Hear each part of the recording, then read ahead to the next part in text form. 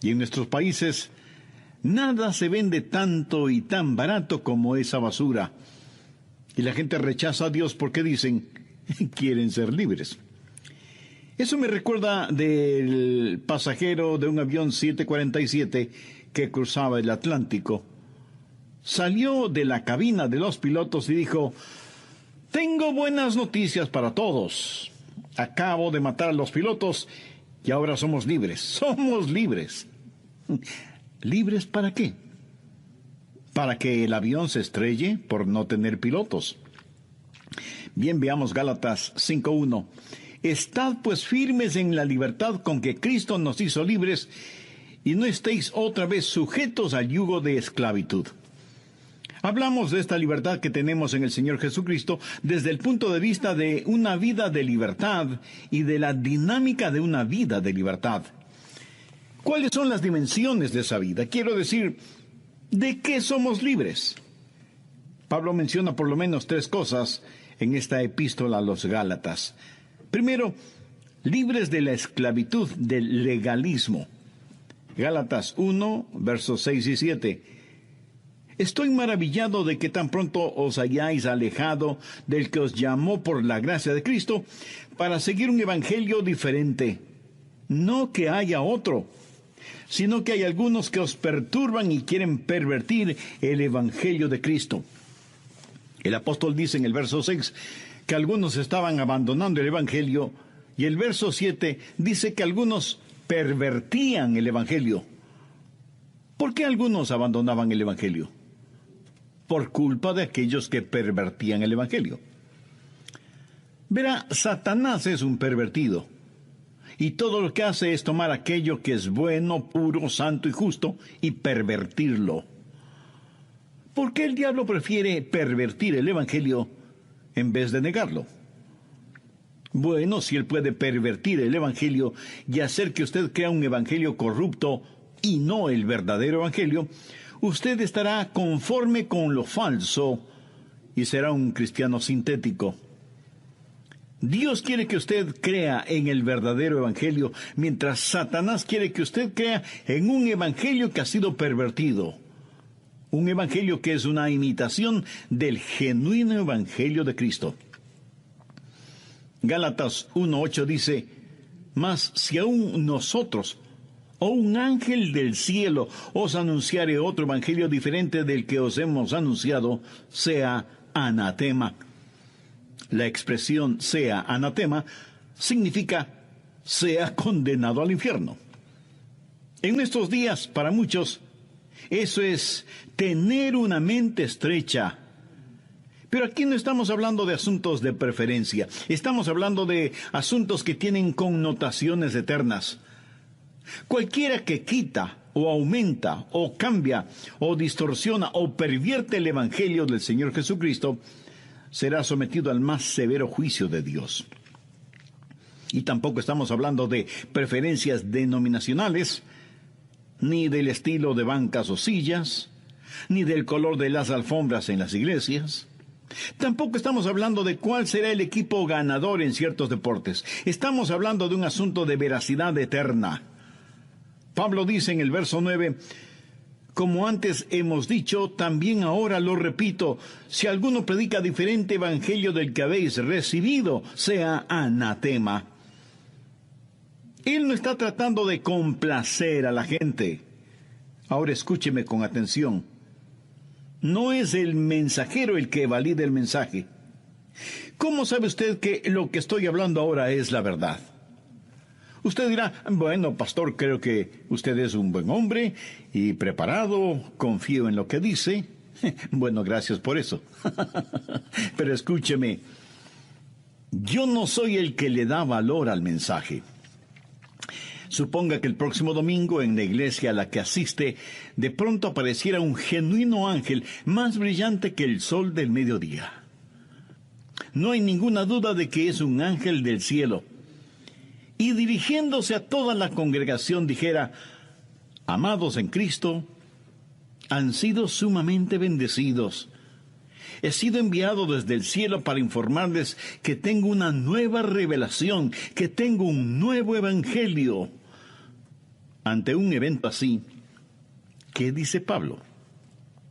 Sea anatema, sea maldito ese ángel. Ahora solo suponga que yo, en uno de estos mensajes, les dijera: amigas y amigos, ¿recuerdan ese antiguo evangelio sobre el cual solía predicarles? Bueno, eso estuvo bien en el pasado. Hoy tengo un nuevo y moderno evangelio para esta nueva y moderna época. ¿Qué es lo que me diría Pablo? Sea anatema. Si yo les dijera que he cambiado mi modo de pensar y que tengo una nueva revelación de Dios, la ira, el juicio, el anatema de Dios caería sobre mí. Veamos Gálatas 1:10. Pues, ¿busco ahora el favor de los hombres o el de Dios? ¿O trato de agradar a los hombres? Pues si todavía agradara a los hombres, no sería siervo de Dios. Pablo está diciendo: yo soy un embajador, no un político. No he venido para hacerles cosquillas en los oídos. No he venido para complacerles a ustedes. Hay un solo evangelio, no dos ni tres. Jesucristo es el único camino al cielo. Y ese fue el permanente mensaje de Pablo. Los teólogos liberales modernos seguramente piensan que Pablo tuvo una mente sumamente estrecha. A propósito, queremos que nuestro banquero sea estrecho de mente, que el piloto del avión en que volamos sea estrecho de mente. Deseamos que nuestro doctor sea estrecho de mente, pero de alguna manera en las cosas más importantes, como es nuestro destino eterno, queremos ser amplios de mente, aceptando que no importa lo que uno crea mientras lo crea sinceramente. Nos molesta de que hay un solo camino al cielo, porque para quedar bien con todos, decimos que todas las religiones son buenas y eventualmente conducen a Dios. No, 1000 veces no, eso no es cierto. Hay un solo evangelio, que es el evangelio de la gracia de Dios. Y espero que usted esté de acuerdo conmigo en eso. Y si no lo está, lo más seguro será que no me seguiré escuchando. ¿Qué es lo que le da autenticidad al evangelio? ¿Cómo podemos discernir si es o no el genuino evangelio? Pablo nos da al respecto 3 importantes puntos. Primero, la prueba de la provisión. ¿De dónde proviene? Los versos 11 y 12 tienen la respuesta. Mas os hago saber, hermanos, que el evangelio anunciado por mí no es según hombre, pues yo ni lo recibí ni lo aprendí de hombre alguno, sino por revelación de Jesucristo. ¿Lo ve? El evangelio no es el invento de ningún hombre. No es algo que a Pablo de pronto se le ocurrió. Es algo que Dios mismo le dio. No es una invención humana, sino una revelación divina. Y Pablo dice que fue una directa y divina revelación. Así que como primera cosa, el verdadero evangelio proviene de Dios mismo. En algunos establecimientos comerciales de vez en cuando veo un pequeño letrero que dice: vaya a la iglesia de su elección este domingo. Eso suena muy bien y puedo entender la intención. Pero verán, no es cuestión solo de ir a la iglesia de nuestra elección, sino de ir a una iglesia en donde se predique todo el consejo de Dios, o sea, en donde se predique la integralidad de la palabra de Dios. ¿Quiénes somos nosotros como para decirle lo que es bueno o lo que es malo? ¿O es que no hay un Dios que ya haya hablado? Pablo dice: este evangelio no lo aprendí de los hombres. No lo aprendí de mis amigos mientras tomábamos una tacita de café. Por lo tanto, el evangelio es autenticado por la fuente de la cual proviene. Segundo, la prueba del mensaje. ¿Cómo somos salvos? Volvamos al verso 6. Estoy maravillado de que tan pronto os hayáis alejado del que os llamó por la gracia de Cristo para seguir un evangelio diferente. Cualquier evangelio que no sea el evangelio de la gracia no es el genuino evangelio. ¿Cómo somos salvos? Efesios 2:8 dice: por gracia sois salvos por medio de la fe, y esto no de vosotros. ¿Cómo somos salvos? Por la gracia de Dios, traída por Cristo en la cruz. Y cuando Él la completó, nadie puede quitar nada de ella, nadie puede añadir algo a ella, porque es el trabajo sobrenatural de Dios. Tercero, la prueba del personaje. El Señor Jesucristo es el personaje central del Evangelio. El Evangelio es acerca del nacimiento, la vida, los milagros, el martirio, la muerte, la resurrección y la ascensión de Cristo. Eso es el Evangelio, la vida y la muerte de Jesús por nuestros pecados. Él es el personaje central del Evangelio.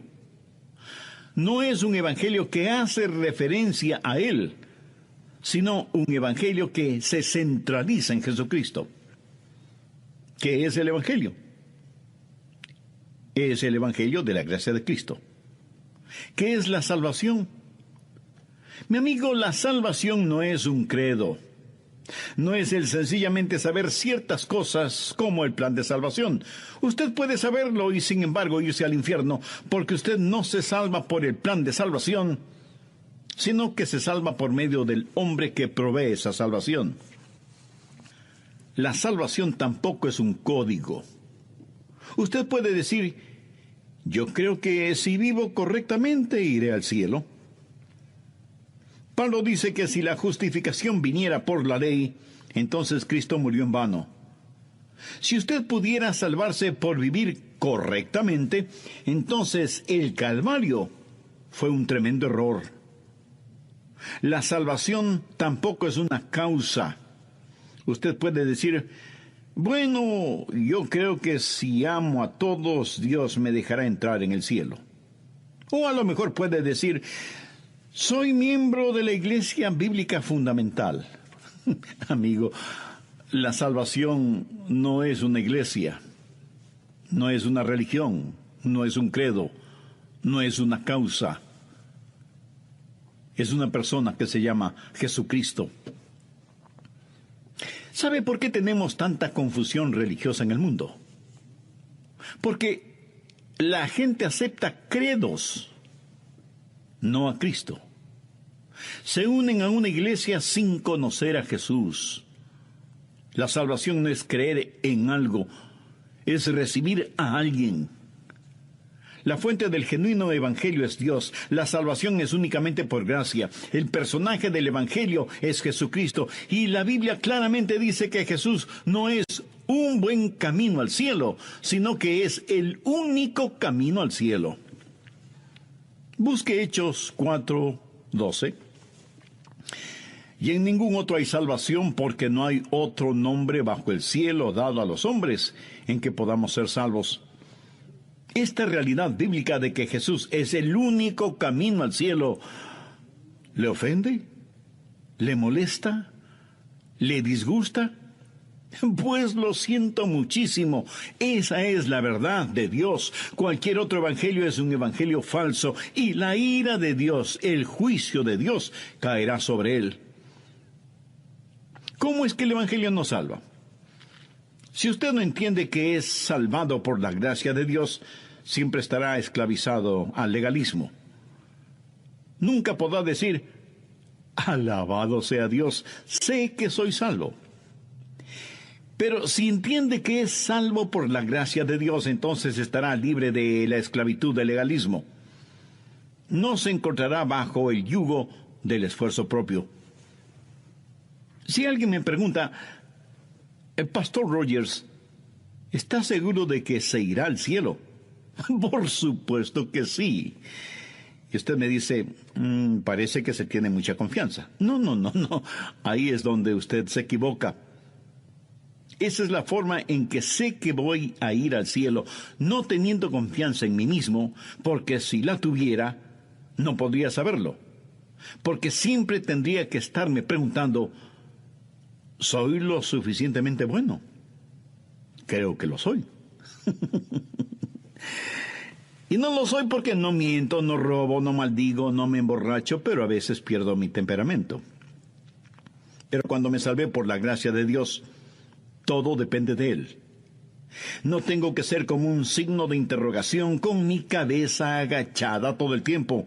Puedo ser más bien como un signo de admiración totalmente erguido y decir, alabado sea Dios, sé que soy salvo.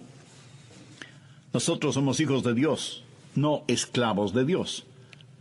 Busque Gálatas 4:7. Así que ya no eres esclavo, sino hijo. Y si hijo, también heredero de Dios por medio de Cristo. Esa es la libertad que nosotros tenemos. Si usted está tratando de salvarse por medio de la ley, haciendo esfuerzos por ser bueno, usted es un esclavo. Si usted es salvo por gracia, es un hijo. Un esclavo es aceptado en base a lo que hace, pero un hijo es aceptado en base a quién es. El esclavo está ansioso de complacer a su amo para ser aceptado. El hijo descansa en el amor del padre y sabe que es aceptado. El esclavo es aceptado en base a su desempeño. El hijo es aceptado en base a su relación. El esclavo es aceptado en base a su productividad, pero el hijo es aceptado en base a su posición. El esclavo sabe que si fracasa, puede perder consideraciones. El hijo sabe que si fracasa, aunque sea disciplinado amorosamente, seguirá siendo el hijo de su padre, seguirá perteneciendo a la familia. No olvide que la gracia de Dios es el amor que Dios nos demuestra, a pesar de que no tenemos ningún mérito. Y no depende de nada que nosotros hagamos. Dios nunca dice, te amo porque, o te amaré si es que. Esas son expresiones condicionales. Pero el amor de Dios es incondicional. Si el amor de Dios por usted dependiera de ciertas condiciones suyas, por ejemplo, fidelidad, bondad, gentileza, misericordia, o cualquier otra condición, si una de esas condiciones cambia en usted, entonces el amor de Dios por usted tendría que cambiar. ¿No le parece? Pero como todo depende de Dios y Dios no cambia, su amor por usted nunca cambia. ¿Conoce usted el amor de Dios? Mejor aún, ¿tiene usted el amor de Dios? Usted puede conocer del amor de Dios, pero tener el amor de Dios solo es posible cuando se tiene a Jesucristo en el corazón. Y tener a Cristo en el corazón no es cuestión de religión, sino de relación. No hay nada que usted pueda hacer para que Dios deje de amarlo. El amor de Dios es una acción hacia nosotros, no una reacción hacia nosotros. Y es una acción natural de parte de Dios, que no está basada en lo que nosotros somos, sino en quién es Él, y Él es amor. Por lo tanto, no tratamos de ponernos nosotros mismos en una circunstancia favorable para que Dios nos ame.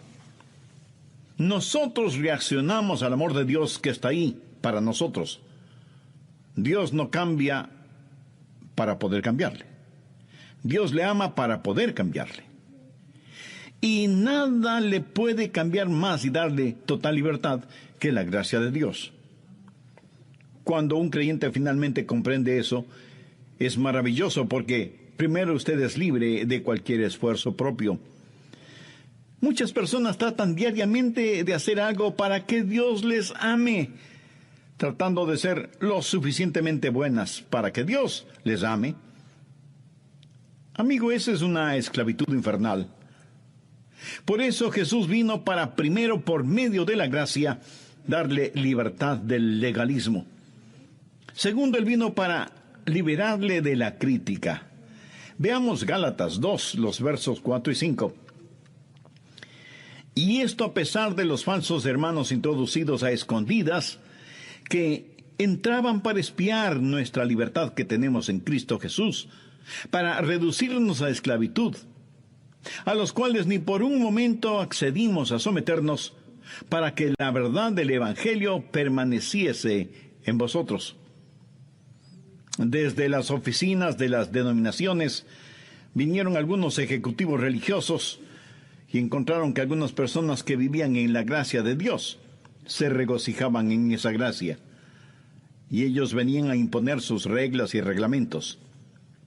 El apóstol Juan en su evangelio nos dice que la ley vino por medio de Moisés y que la gracia y la verdad vinieron por medio de Jesucristo. Ahora, ¿qué es la ley? La ley era reglas, reglamentos, requisitos, rituales y restricciones.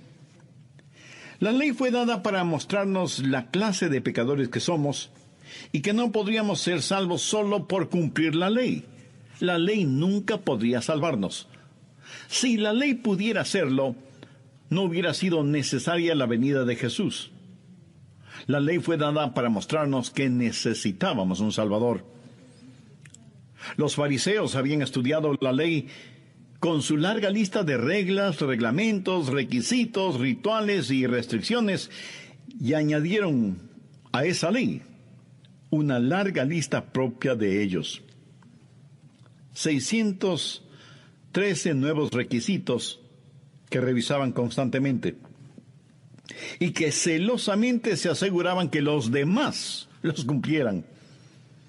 Con esa lista comparaban las actividades de los apóstoles y de los demás seguidores de Cristo. Pablo los identifica como falsos hermanos. Los hacedores de reglas y reglamentos no vienen de fuera de la iglesia, sino de dentro de la iglesia. Son falsos hermanos que tratan de someter a los demás. Son falsos hermanos que han escuchado a algún gurú o algún pseudo líder espiritual y les dijeron que esta o aquella es la manera de hacer las cosas o no hacerlas. Mi amigo, no estoy hablando de los genuinos y santos mandamientos de Dios que encontramos en la Biblia. Estoy hablando de asuntos preferenciales externos que la gente trata de imponer sobre nosotros, tratando de meternos en sus moldes personales y sometiéndonos a la crítica. Y Pablo, que era un combatiente por la verdad, dice que él no les dio ninguna oportunidad. De hecho, mire lo que dice en el verso 11.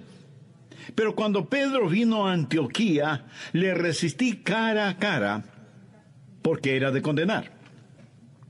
En otras palabras, Pablo le dijo a Pedro que era un hipócrita, porque había permitido que los judaizantes y los legalistas vinieran a criticarles, y que si estaban viviendo por gracia, no podían volverse atrás a la ley. Por supuesto que debemos preocuparnos por lo que los demás piensan, porque no podemos herir la conciencia de los hermanos débiles espiritualmente. Pero permítame decir algo al respecto. Hay un buen número de hermanos débiles profesionales. En realidad no son hermanos débiles, sino que lo aparentan como una disculpa para sus pecados, porque siendo hermanos débiles, alguien les fue piedra de tropiezo. No permita jamás que estos falsos hermanos le esclavicen o lo sometan. No deje que el problema de ellos se vuelva su problema. Están enfermos, y usted no puede enfermarse a usted mismo tratando de que ellos se sanen. Usted permanezca libre en la libertad con que Cristo le hizo libre. Cuando usted es salvado por la gracia de Dios, está libre de la esclavitud del legalismo y de la crítica. Verá, bajo el legalismo está esclavizado a usted mismo. Bajo la crítica, usted es esclavo de otros. Pero hay algo más de lo cual Jesús nos libera, y es de la esclavitud del fatalismo. Busque Gálatas capítulo 4, verso 3. Así también nosotros, cuando éramos niños, estábamos en esclavitud bajo los rudimentos del mundo. ¿Qué quiere decir Pablo cuando habla de los rudimentos del mundo? Bueno, se refiere a las fuerzas elementales de la naturaleza, las estrellas, los planetas, la naturaleza en sí misma, su nacimiento. Todo eso es fatalismo. Busque Gálatas 4, los versos del 9 al 11. Mas ahora, conociendo a Dios, o más bien siendo conocidos por Dios, ¿cómo es que os volvéis de nuevo a los débiles y pobres rudimentos a los cuales os queréis volver a esclavizar? Guardáis los días, los meses, los tiempos y los años. Me temo de vosotros que haya trabajado en vano con vosotros. ¿De qué habla Pablo aquí? Habla de las personas metidas en la astrología, el zodíaco, los planetas, los elementos de la naturaleza, de los que dicen, ese es mi destino. O, voy a leer mi horóscopo para ver qué es lo que me va a pasar hoy. Pobres personas engañadas y esclavizadas por los rudimentos del mundo. Escúcheme, yo jamás he leído el horóscopo, ni siquiera por curiosidad, porque eso, mi amigo, eso es del diablo. Astrología, astrólogos, tiene que ver con los astros, las estrellas, los planetas. Y dicen que si las estrellas o planetas no están donde deben estar, alguna tremenda catástrofe va a producir. Alguna tremenda catástrofe va a ocurrir. Y pregunto, ¿y cómo saben ellos dónde están las estrellas y los planetas o dónde deben estar? Porque de acuerdo a lo que yo sé, solo Dios lo sabe. Escúcheme. Para un hijo o una hija de Dios, no hay tal cosa como desastre, porque de acuerdo al apóstol Pablo, sabemos que a los que aman a Dios, todas las cosas les ayudan a bien, esto es, a los que conforme a su propósito son llamados. Dios es Dios. Y yo no soy una víctima del destino. No puedo decir, esa es mi suerte, o que la ubicación de las estrellas o los planetas no me fueron favorables. Yo soy lo que soy por la gracia de Dios, y eso me hace libre. Bajo el legalismo, usted es esclavo de usted mismo. Bajo la crítica, usted es esclavo de los demás. Bajo el legalismo, es esclavo de las circunstancias, pero la gracia de Dios le ha liberado de todas esas cosas. Esa es la dimensión de la gracia. Pero ¿cuál es la dinámica de la gracia? ¿Cómo opera o cómo trabaja? Todo está centralizado en la cruz de Jesucristo. Permítame mostrarle algo aquí. Veamos Gálatas 2:20. Este es uno de los versículos fundamentales en la Biblia en donde el apóstol Pablo dice, con Cristo estoy juntamente crucificado. Y ya no vivo yo, mas Cristo vive en mí. Y lo que ahora vivo en la carne, lo vivo en la fe del Hijo del Hombre, el cual me amó y se entregó a sí mismo por mí. Pero ahora quiero que note el contenido del verso 21. No desecho la gracia de Dios, pues si por la ley fuese la justicia, entonces por demás murió Cristo. ¡Qué declaración más extraordinaria! No desecho la gracia de Dios. Si usted pudiera salvarse por ser un buen hombre o una buena mujer, entonces el Calvario fue una tremenda equivocación. Pablo dice en Gálatas 3:1, «Oh Gálatas insensatos, ¿quién os fascinó para no obedecer a la verdad? A vosotros ante cuyos ojos Jesucristo ya fue presentado claramente entre vosotros como crucificado». Entonces, ¿cuál es la respuesta? ¿Cómo Dios nos libera? Se podría decir que la cruz es nuestra estatua de la libertad. Es la cruz la que proclama nuestra libertad, porque ella nos libera del legalismo, ya que cada demanda de la ley fue pagada por la preciosa sangre de Cristo. La cruz nos libera de la crítica, porque todos nos pueden criticar todo lo que quieran, pero sabemos quiénes somos y quién nos amó lo suficiente como para morir por nosotros. La cruz nos libra del fatalismo, porque estuvimos en el corazón y la mente de Dios aún antes de la fundación del mundo. No tengo que estar esclavizado al concepto de destino, a la influencia de los astros en mi vida o a la suerte. La cruz nos libera y lo hace con un propósito práctico. Veamos nuevamente Gálatas 2:20. Con Cristo estoy juntamente crucificado, y ya no vivo yo, mas vive Cristo en mí. Y lo que ahora vivo en la carne, lo vivo en la fe del Hijo de Dios, el cual me amó y se entregó a sí mismo por mí. Note que hubo la ejecución de una vida. Estoy crucificado con Cristo. Y si usted es un genuino hijo o hija de Dios, también ha sido crucificado con Cristo. Esto no es algo retórico, es la verdad. Jesús murió por nosotros.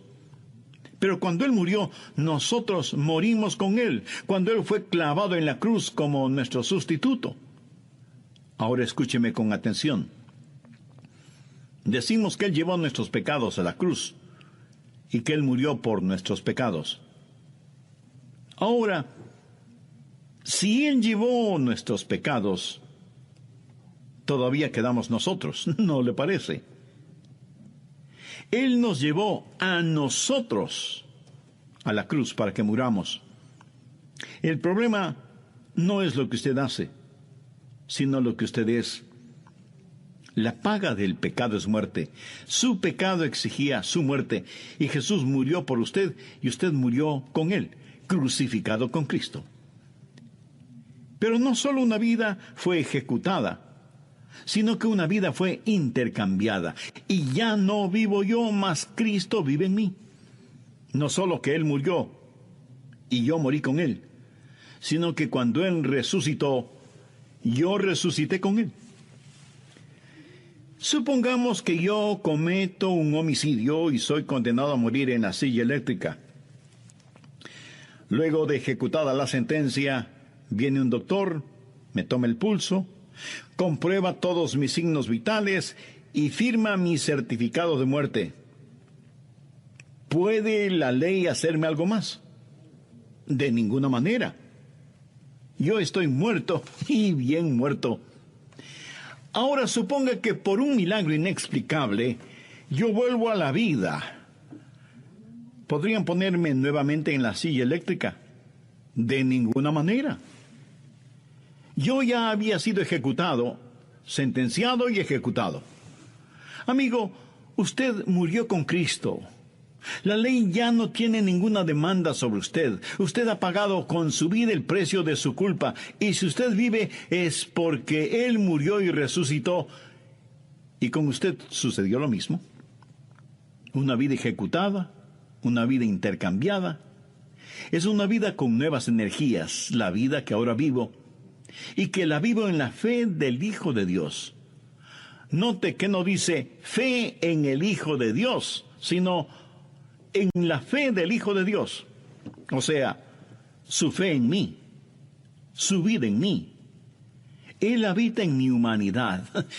¿No es eso maravilloso? Eso es libertad. Y es la gracia de Dios que nos libera. ¿Recuerda la historia de Moisés cuando estuvo en el desierto? Vio una zarza ardiendo, pero que no se consumía. Ese hecho en sí mismo era milagroso. Imagínese, una zarza ardiendo, o sea, completamente envuelta en llamas, y sin embargo las llamas no reducían a cenizas a esa planta. Bien podríamos asumir que esa zarza estaba bastante seca, y que hubiera sido fácil que fuera consumida por las llamas, ¿no le parece? Moisés en ese entonces era un exiliado en el desierto. Había tratado de ser un misionero, y lo que hizo fue matar a un hombre, no premeditadamente, sino accidentalmente. Pero el asunto es que mató a un hombre. Y cuando Moisés estuvo en ese lugar, en el desierto, Dios le dijo: Moisés, quita el calzado de tus pies, porque el lugar que pisas es santo. Y la zarza ardía y no se consumía. Moisés la vio y seguramente dijo: ¡qué zarzal más maravilloso! A pesar del fuego, no se consume. Está ardiendo por Dios. Si yo estuviera ardiendo en fuego, en menos de 24 horas mi cuerpo solo sería un montón de cenizas. Pero esta zarza está en llamas, pero no se consume. Quisiera ser como esa zarza, ardiendo de esa manera. Quisiera que mi vida ardiera para Dios, para siempre. Ahora imagínese que Dios le hubiera dicho a Moisés: hijo mío, quiero decirte algo. ¿Tú crees que este zarzal es algo especial, maravilloso? Quiero que veas que hay muchas otras plantas en este lugar. Y yo puedo hacer lo mismo con cada una de ellas. Moisés no es el zarzal, Soy yo en el zarzal que hace la diferencia. Yo puedo hacer lo mismo con cualquier planta. ¿Sabe? Algunas veces vemos a algunas personas consagradas y decimos, qué siervo, qué sierva más consagrados, qué sierva más consagrada. Me gustaría ser así. Miren lo que hacen por Dios. Y Dios dice, no es lo que ellos hacen, es lo que yo hago en ellos. ¿Lo entiende? Cualquier planta sirve donde quiera que esté, no solo en el desierto. Dios puede utilizar a cualquier persona que permita que Dios la utilice. ¿Qué es lo que Pablo dijo? Con Cristo estoy juntamente crucificado y ya no vivo yo, mas Cristo vive en mí. Y eso, mi amigo, es verdadera libertad. No deje que nadie le someta, le ponga bajo el yugo de esclavitud. Permanezca firme en la libertad con que Cristo le hizo libre. Él nos ha liberado de la esclavitud del legalismo, de la esclavitud de la crítica, de la esclavitud del fatalismo. En Cristo somos en verdad libres. Cualquier evangelio que no sea el evangelio de la gracia no es el genuino evangelio. ¿Cómo somos salvos? Efesios 2:8 dice, por gracia sois salvos por medio de la fe, y esto no de vosotros. ¿Cómo somos salvos? Por la gracia de Dios, traída por Cristo en la cruz. Y cuando Él la completó, nadie puede quitar nada de ella, nadie puede añadir algo a ella, porque es el trabajo sobrenatural de Dios. Tercero, la prueba del personaje. El Señor Jesucristo es el personaje central del Evangelio. El Evangelio es acerca del nacimiento, la vida, los milagros, el martirio, la muerte, la resurrección y la ascensión de Cristo. Eso es el Evangelio, la vida y la muerte de Jesús por nuestros pecados. Él es el personaje central del Evangelio.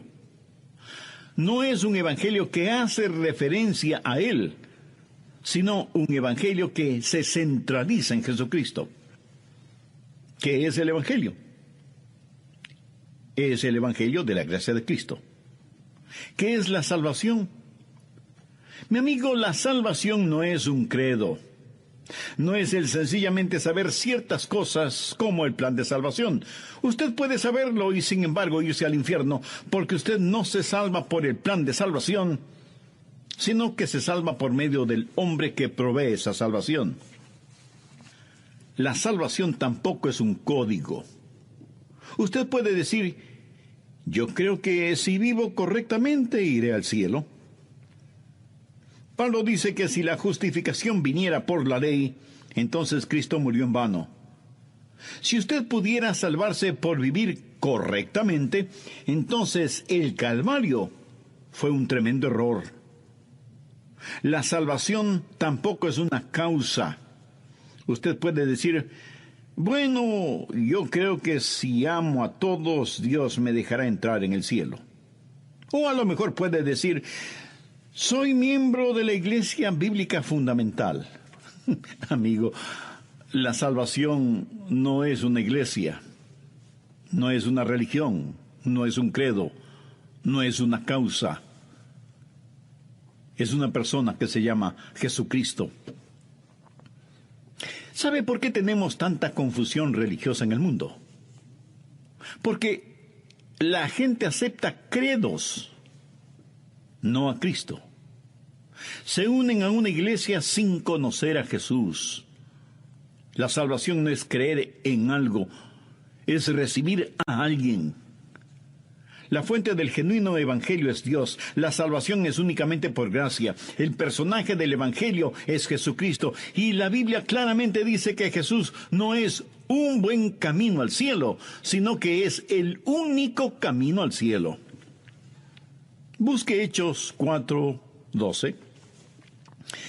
Y en ningún otro hay salvación, porque no hay otro nombre bajo el cielo dado a los hombres en que podamos ser salvos. Esta realidad bíblica de que Jesús es el único camino al cielo, ¿le ofende? ¿Le molesta? ¿Le disgusta? Pues lo siento muchísimo. Esa es la verdad de Dios. Cualquier otro evangelio es un evangelio falso y la ira de Dios, el juicio de Dios, caerá sobre él. ¿Cómo es que el evangelio nos salva? Si usted no entiende que es salvado por la gracia de Dios, siempre estará esclavizado al legalismo. Nunca podrá decir, alabado sea Dios, sé que soy salvo. Pero si entiende que es salvo por la gracia de Dios, entonces estará libre de la esclavitud del legalismo. No se encontrará bajo el yugo del esfuerzo propio. Si alguien me pregunta, el pastor Rogers, ¿está seguro de que se irá al cielo? Por supuesto que sí. Y usted me dice, parece que se tiene mucha confianza. No. Ahí es donde usted se equivoca. Esa es la forma en que sé que voy a ir al cielo, no teniendo confianza en mí mismo, porque si la tuviera, no podría saberlo. Porque siempre tendría que estarme preguntando, ¿soy lo suficientemente bueno? Creo que lo soy. Y no lo soy porque no miento, no robo, no maldigo, no me emborracho, pero a veces pierdo mi temperamento. Pero cuando me salvé por la gracia de Dios, todo depende de Él. No tengo que ser como un signo de interrogación con mi cabeza agachada todo el tiempo. Puedo ser más bien como un signo de admiración totalmente erguido y decir, alabado sea Dios, sé que soy salvo. Nosotros somos hijos de Dios, no esclavos de Dios. Busque Gálatas 4:7. Así que ya no eres esclavo, sino hijo. Y si hijo, también heredero de Dios por medio de Cristo. Esa es la libertad que nosotros tenemos. Si usted está tratando de salvarse por medio de la ley, haciendo esfuerzos por ser bueno, usted es un esclavo. Si usted es salvo por gracia, es un hijo. Un esclavo es aceptado en base a lo que hace, pero un hijo es aceptado en base a quién es. El esclavo está ansioso de complacer a su amo para ser aceptado. El hijo descansa en el amor del padre y sabe que es aceptado. El esclavo es aceptado en base a su desempeño. El hijo es aceptado en base a su relación. El esclavo es aceptado en base a su productividad, pero el hijo es aceptado en base a su posición. El esclavo sabe que si fracasa, puede perder consideraciones. El hijo sabe que si fracasa, aunque sea disciplinado amorosamente, seguirá siendo el hijo de su padre, seguirá perteneciendo a la familia. No olvide que la gracia de Dios es el amor que Dios nos demuestra, a pesar de que no tenemos ningún mérito, y no depende de nada que nosotros hagamos. Dios nunca dice, te amo porque, o te amaré si es que. Esas son expresiones condicionales. Pero el amor de Dios es incondicional. Si el amor de Dios por usted dependiera de ciertas condiciones suyas, por ejemplo, fidelidad, bondad, gentileza, misericordia, o cualquier otra condición, si una de esas condiciones cambia en usted, entonces el amor de Dios por usted tendría que cambiar. ¿No le parece? Pero como todo depende de Dios y Dios no cambia, su amor por usted nunca cambia. ¿Conoce usted el amor de Dios? Mejor aún, ¿tiene usted el amor de Dios? Usted puede conocer del amor de Dios, pero tener el amor de Dios solo es posible cuando se tiene a Jesucristo en el corazón. Y tener a Cristo en el corazón no es cuestión de religión, sino de relación. No hay nada que usted pueda hacer para que Dios deje de amarlo. El amor de Dios es una acción hacia nosotros, no una reacción hacia nosotros. Y es una acción natural de parte de Dios, que no está basada en lo que nosotros somos, sino en quién es Él, y Él es amor. Por lo tanto, no tratamos de ponernos nosotros mismos en una circunstancia favorable para que Dios nos ame. Nosotros reaccionamos al amor de Dios que está ahí para nosotros. Dios no cambia para poder cambiarle. Dios le ama para poder cambiarle. Y nada le puede cambiar más y darle total libertad que la gracia de Dios. Cuando un creyente finalmente comprende eso, es maravilloso porque primero usted es libre de cualquier esfuerzo propio.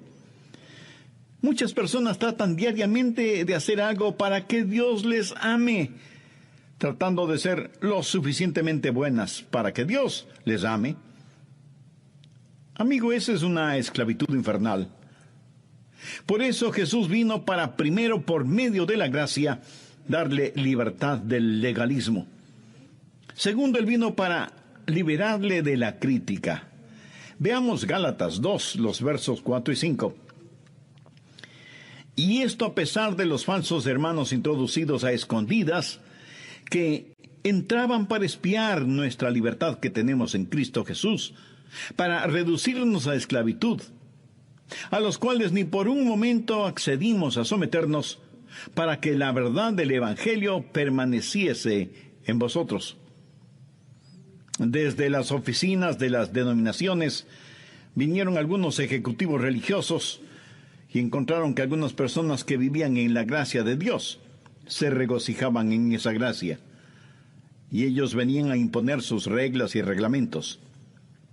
El apóstol Juan en su Evangelio nos dice que la ley vino por medio de Moisés y que la gracia y la verdad vinieron por medio de Jesucristo. Ahora, ¿qué es la ley? La ley era reglas, reglamentos, requisitos, rituales y restricciones. La ley fue dada para mostrarnos la clase de pecadores que somos y que no podríamos ser salvos solo por cumplir la ley. La ley nunca podría salvarnos. Si la ley pudiera hacerlo, no hubiera sido necesaria la venida de Jesús. La ley fue dada para mostrarnos que necesitábamos un Salvador.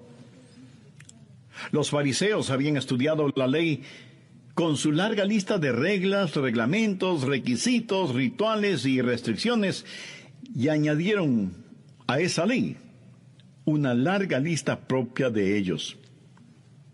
613 nuevos requisitos que revisaban constantemente y que celosamente se aseguraban que los demás los cumplieran. Con esa lista comparaban las actividades de los apóstoles y de los demás seguidores de Cristo. Pablo los identifica como falsos hermanos. Los hacedores de reglas y reglamentos no vienen de fuera de la iglesia, sino de dentro de la iglesia. Son falsos hermanos que tratan de someter a los demás. Son falsos hermanos que han escuchado a algún gurú o algún pseudo líder espiritual y les dijeron que esta o aquella es la manera de hacer las cosas o no hacerlas. Mi amigo, no estoy hablando de los genuinos y santos mandamientos de Dios que encontramos en la Biblia.